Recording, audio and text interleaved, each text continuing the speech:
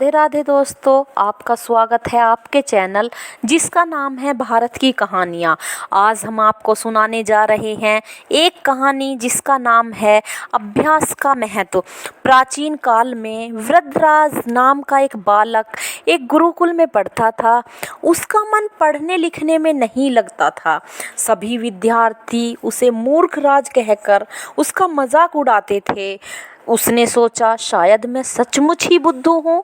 गुरुजी भी वृद्धराज को बहुत समझाते, परंतु वृद्धराज को कुछ न समझ में आता। बेटा वृद्धराज, आप अभ्यास किया करो। हाँ गुरुजी, आज मैं अपना पूरा अध्याय याद कर लूँगा। गुरुकुल के सभी विद्यार्थी गुरुजी के प्रश्नों को उत्तर देने के लिए तत्पर रहते थे, लेकिन वृद्धराज किसी भी प्रश्न का उत्तर नहीं दे पाता। किसने अपना पाठ याद कर लिया? वृद्धराज, क्या तुमने अपना पाठ याद कर लिया? मुझे तो कुछ भी याद नहीं।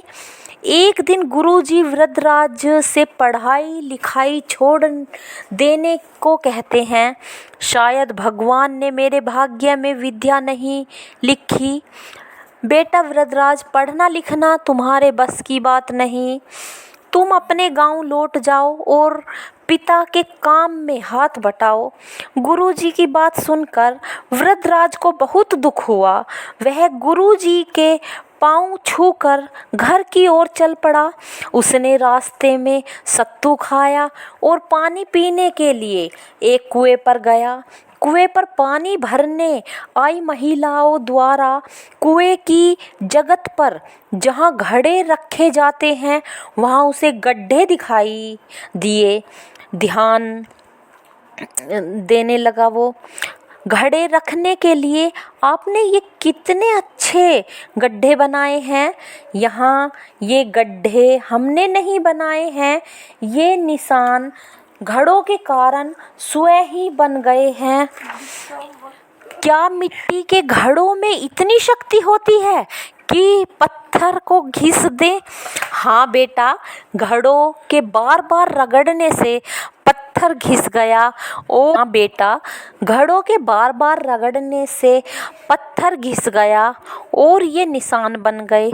यह देखो, कुएं की लोहे की घिरनी भी रस्सी से घिस घिस कर चिकनी और चमकदार हो गई है।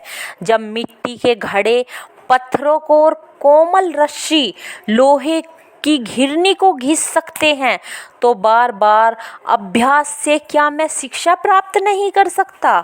कुएं के पत्थर और घिरनी को देखकर वृद्धराज ने एक संकल्प लिया और उसके मन की निराशा दूर हो गई। उसने खूब परिश्रम से पढ़ाई करने की ठान ली। मैं खूब परिश्रम करूंगा और बार बार अभ्यास करूंगा। वृद्धराज गुरुकुल लौट गया। उसने गुरुजी को अपने मन की सारी बात बताई। उसकी बात सुनकर गुरुजी बहुत प्रसन्न हुए। गुरुजी प्रणाम, अब मैं खूब परिश्रम करूंगा, कृपया मुझे एक अवसर दे दीजिए। ठीक है पुत्र, लगन से पढ़ना और प्रतिदिन अभ्यास करना। जो समझ में न आए मुझसे निसंकोच पूछना।